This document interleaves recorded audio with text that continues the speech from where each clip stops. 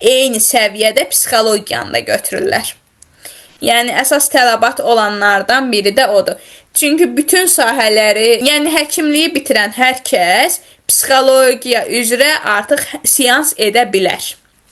Seansı ilə məşğul ola bilər. Seçibmi, yəni öz məntiqi olaraq zihinsel seçibmi, yoxsa hansı sizin seçmək istədiyiniz sahə üzrə araşdırmalar etmək lazımdır və onların planını yaratmaq lazımdır ki, siz 6 ay o ixtisas barədə, o sahə barədə araşdırma lazımdır.